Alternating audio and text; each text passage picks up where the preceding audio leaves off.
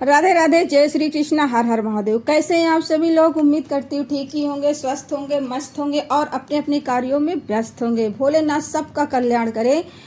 दोस्तों, मैं पुष्पा मौर्य आप सभी का स्वागत करती हूँ अपने YouTube चैनल पुष्पा मौर्य 3539 में। जिस किसी ने अभी तक हमारे चैनल को सब्सक्राइब न किया हो और चैनल पे नए हो तो प्लीज़ वो जल्द से जल्द हमारे चैनल को सब्सक्राइब करें, बेल आइकन का बटन प्रेस करें ताकि आने वाली हर वीडियो की नोटिफिकेशन आपको समय पर मिल जाए।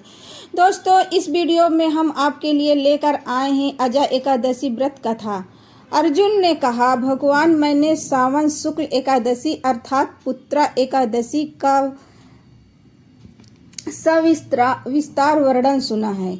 अब आप कृपया करके मुझे भादो माह के कृष्ण पक्ष की एकादशी के विषय में भी कुछ बताइए। इस एकादशी का क्या नाम है तथा इसके व्रत का क्या विधान है? इसका व्रत करने से किस फल की प्राप्ति होती है? श्री कृष्ण ने कहा, हे कुंती पुत्र, भादो माह के कृष्ण पक्ष की एकादशी को अजय एकादशी कहते हैं। इसका व्रत करने से सभी पाप नष्ट हो जाते हैं। इस लोक और परलोक में मदद करने वाली इस एकादशी व्रत के समान संसार में दूसरा कोई व्रत नहीं है। ध्यान पूर्वक तुम इस एकादशी के महत्व को श्रवण करो। पौराणिक काल में भगवान श्री रामचंद्र के वंश में अयोध्या नगरी में एक चक्रवर्ती राजा हुए जिनका नाम हरिश्चंद्र था। राजा हरिश्चंद्र अपनी सत्यनिष्ठा और ईमानदारी के लिए प्रसिद्ध थे। एक बार देवताओं ने इनकी परीक्षा लेने के लिए योजना बनाई। राजा ने स्वप्न में देखा कि ऋषि विश्वामित्र को उन्होंने अपना राजपाट दान कर दिया। सुबह विश्वामित्र वास्तव में उनके द्वार पर आकर कहने लगे कि तुमने स्वप्न में मुझे अपना राज दान कर दिया है।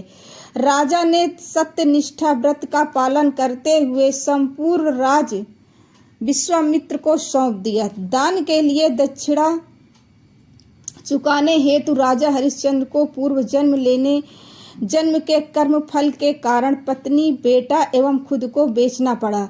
हरिश्चंद्र को एक डोम ने खरीद लिया जो शमशान भूमि में लोगों के देह संस्कार का काम करता था।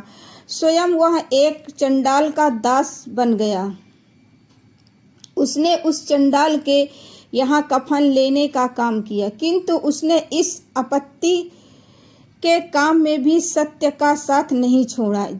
जब इस प्रकार उसे कई वर्ष बीत गए तो उसे अपने इस नीच कर्म पर बड़ा दुख हुआ और वह इससे मुक्त होने का उपाय खोजने लगा। यह सदैव इसी चिंता में रहने लगा कि मैं क्या करूं, किस प्रकार इस नीच कर्म से मुक्ति पाऊं। एक बार की बात है, वह इसी चिंता में बैठा था कि गौतम ऋषि उसके पास पहुँचे। हरिश्चंद्र ने उन्हें प्रणाम किया और अपनी दुख भरी कथा सुनाने लगा। राजा हरिश्चंद्र की दुख भरी कहानी सुनकर महर्षि गौतम भी अत्यंत दुखी हुए और उन्होंने राजा से कहा, हे राजन, भादो माह के कृष्ण पक्ष की एकादशी का नाम अजय एकादशी है। तुम उस एकादशी का विधि विधान पूर्वक व्रत करो तथा रात्रि को जागरण करो।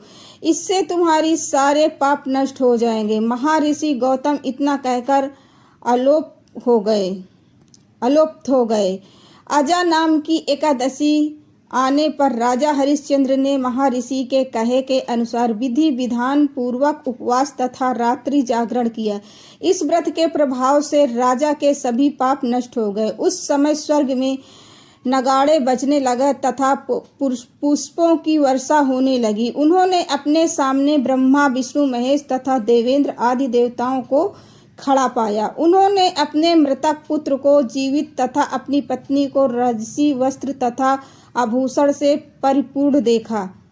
व्रत के प्रभाव से राजा को पुनः अपने राज्य की प्राप्ति हुई। वास्तव में एक ऋषि ने राजा की परीक्षा लेने के लिए यह सब कौतुक किया था। परंतु अजय एकादशी के व्रत के प्रभाव से ऋषि द्वारा रची गई सारी माया समाप्त हो गई और अंत समय में हरिश्चंद्र अपने परिवार सहित स्वर्गलोक को गया। हे राजन, यह सब अजय एकादशी व्रत के प्रभाव था।